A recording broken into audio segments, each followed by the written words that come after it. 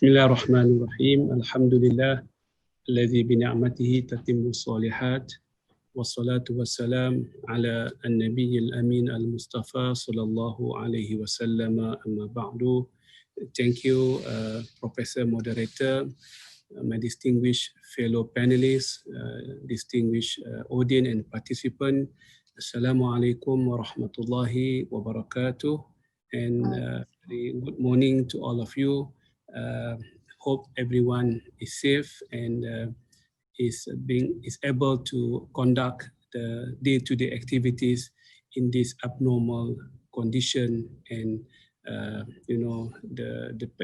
due to the pandemics of COVID-19. Thank you, all the organizers and the sponsors for this event, for inviting me to share my thought and perspective on zakat and technology, as somehow we were trapped due to the COVID-19, but I would personally see that this will be the future, irrespective whether we are able to face the pandemic of COVID-19, but the technology is here to stay. And zakat and many other financial products will benefit a lot more from technology. Technology is the future. And COVID-19 has expedited the whole process, but the future is coming to our own backyard, and zakat is one of the beneficiary of this technology.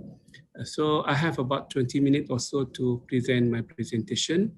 I don't have any slide, ladies and gentlemen. I would devote about 10 minutes or so for any question and answers if you have anything at the end of the session. As you know, the financial inclusion is one of the maqasid al-Sharia, that is to enable everyone in the society to be connected to the financial activities, be it in the form of the upper hand, those who have, as well as those who do not have, the beneficiaries, the underserved in the community. In the past how many years, the financial world has been biased toward those who have. But somehow the technology has changed everything. We are now able to serve the underserved, the unbankable better through technology. So we are very fortunate for this smart technology. Financial inclusion is no longer a dream, it is a reality in our life. I have some experience in zakat and technology. Let me start with the experience, practical experiences, rather than talking from the very academic perspective. I will conclude with some ideas and dream and aspiration as we move forward. My company, we were assigned by Yayasan Baitul Mal, Bank Rakyat Indonesia, about 5 years ago, more or less, to look into zakat distribution to all pesantren throughout Indonesia. So they wanted to see the impact of ₹1 zakat on the student, on the facilities, on the quality of teaching, on the well-being of the student, maintenance, and so on and so forth. So we are given 3 years of data, and we have put the data into our smart machine learning using the fintech and the AI, the artificial intelligence. Alhamdulillah, to cut the story short and to fast forward, after a few months of doing research, we have seen that the zakat was able to increase the facilities, quality of teaching, achievement of the student in about 70% of those centers throughout Indonesia. Of course, the 30% of the centers, they were not benefiting from the zakat because there was some structural problem, perhaps due to the time of zakat, the way they give the zakat not to the right way of doing things, and that's why zakat was not able to benefit the beneficiary as it should. So this is very interesting data.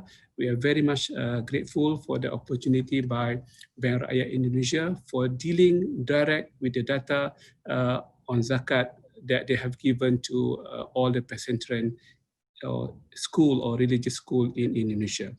So come to this year, we had the COVID-19, and in Malaysia, I can relate another company of mine in Malaysia. During the Ramadan, people got stuck because, as you know, in Malaysia, the zakat al-fitr is one of the largest contribution to the zakat throughout the year, because it's a good income for the religious authorities from zakat al-fitr during the Ramadan time. But people cannot leave the house, and people are not aware of any other payment that they can trust, which is easy and trusted. So we have launched our Snap and Pay Digital, working with all the religious council in Malaysia. Almost all the religious council are working with us, and we have increased the contribution of zakat, though people were locked down in their respective houses. Interestingly, for the first time ever, even the zakat authorities in Malaysia in different states and the federal state of Malaysia, they were impressed, because it's not only about facilitating the payment from the zakat payers, but we can also provide to them the breakdown of the time of payment, the location, where is the location which pay the highest payment compared to the other location. We have been dealing with all the states in Malaysia, so we know which area that pay zakat more than the other area.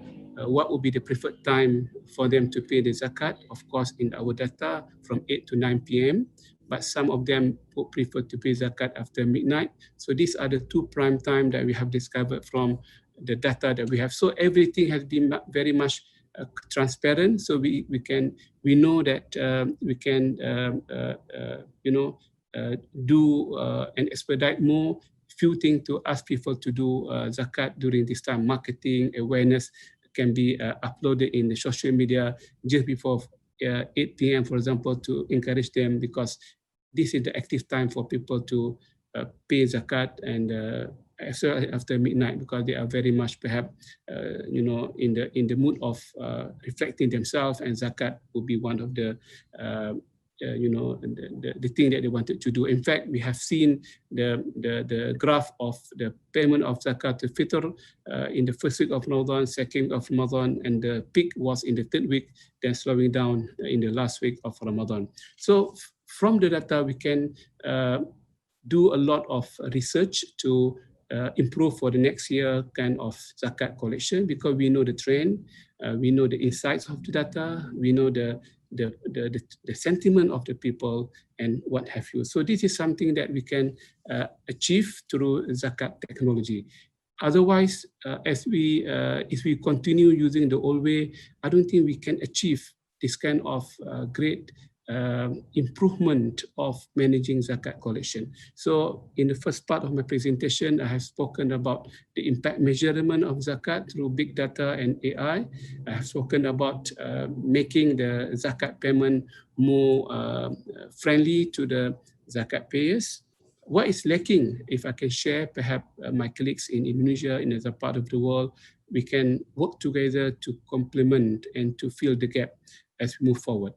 What is needed at the moment is to create another apps or application to do the profiling of zakat payers. So we know from day one who are the potential zakat payers. So we can use the system. The system can go around in one city, in one state, in one country, for example, focusing on those with the income bracket that these are the potential zakat payers, either as individual or as a corporate or SMEs or business operators. So this is missing at the moment. I'm not aware of any app that can focus on the zakat payers, focusing more the potential, because sometimes they are not being approached by anyone. So they won't know where, they were not being encouraged and urged to pay zakat. But if you can have a dedicated marketing material for them, so we can have more zakat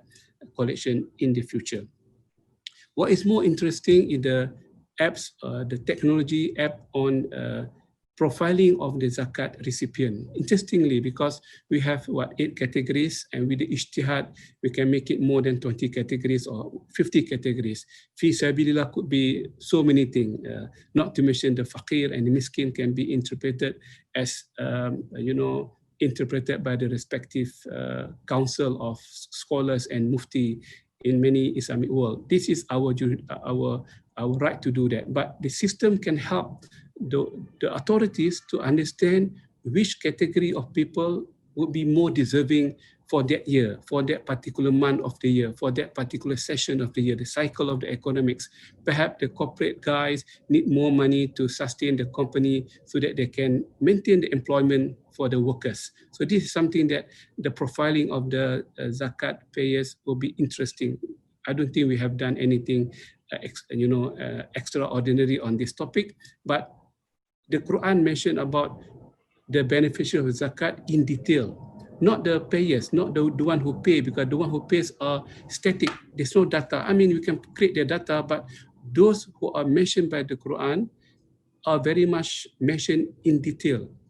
Al-Fuqara wal-Masaki wal-Mu'allafa quluhum and so on and so forth, to indicate that we need to do a lot of research and profiling about them. And we cannot do on manual basis, impossible. There are so many people in Indonesia, million of them. In Malaysia, perhaps few million, but in Indonesia more than how many million. So the data, the supercomputing can help us to identify who is the best recipient and how much amount would be the best amount to be given. And again, if I can mention this point, very important point, we have learned in Malaysia, in hard way, of course, that when we pay any donation in cash and zakat is included, we cannot transform the society because people tend to use the cash as they like. Instead of using the cash for their education, to buy the books, to improve their learning, to improve their livelihood, for example, to buy equipment for their employment, they tend to spend the cash as they like, and we cannot control them. When the money goes to the account, to their pocket, to their wallet, they can do whatever. So now, Malaysia, in particular, we have moved away from giving the donation in terms of cash. So we have created what we call e-wallet. I'm sure in Indonesia and many other Islamic countries, we are doing the same thing. Instead of giving cash to the hand of underserved people, sometimes without financial planning, they don't know how to do with the cash. They just throw the money to unnecessary things. So now with the e-wallet, they cannot take the cash, but they can take the goods and the services attached to the cash. So they just bring the token of the e-wallet. They can go to the shop. They can redeem, for example, rice and wheat and oil. They can redeem for the tuition fees for the children.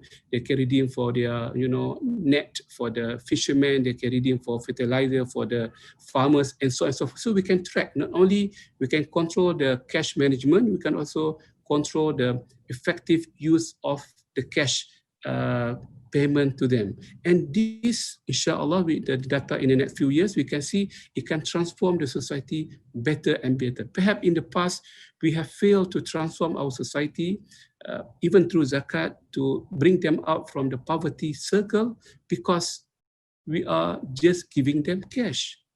And the cash, some people, they are good in managing the cash. Some people are not that intelligent in managing their own cash. So perhaps the e-wallet concept is something that we have to develop together. So the money will go, yes, initially in cash, but from the cash, we can convert the cash into token and units of deployment. It could be good services that is or that are needed by the zakat beneficiary. I'm sure, I have the feeling strongly that if we can do that, we can see that many people will go out from the poverty circle.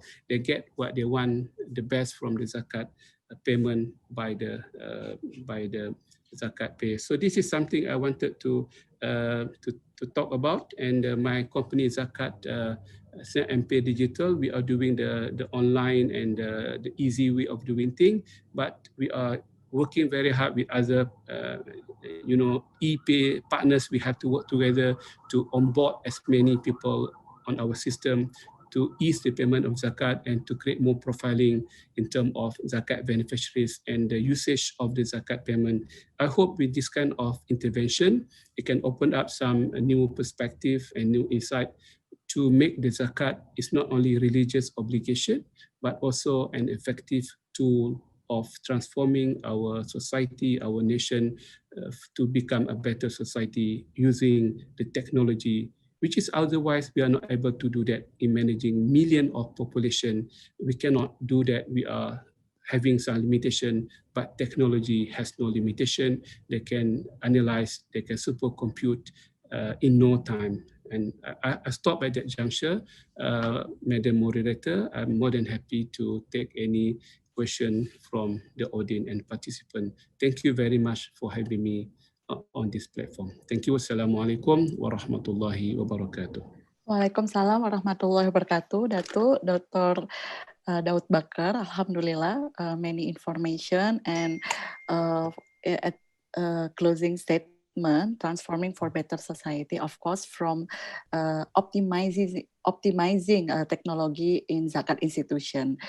Okay, please permission, we directly to question and answer for Datuk Dr. Daud Bakar from Sarah Ali Huzaifi from Indonesia. In the near future, what do you think the key competency of AMIL in facing Industry 4.0? Okay, yeah. Is there thank next you. Question? Okay, please, Doctor. Yeah, thank you very much.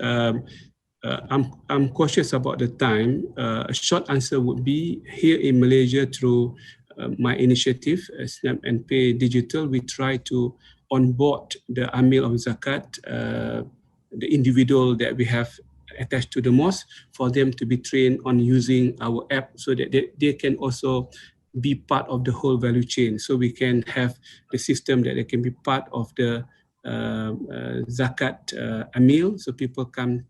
No need for people to come to them, do the COVID-19 and whatnot. So they can also be part of the ecosystem. We can train them, we can certify them. And this is something we have to do because they are the most powerful people in the society. They know the market. So we need to empower them with the smart technology. And we are doing that. The more we can onboard the Amil Zakat, the better for them. We are not taking their job. We are not making them redundant and jobless. We need to maintain them as they are, but we need to empower them with new technology. Okay, thank you, Datuk.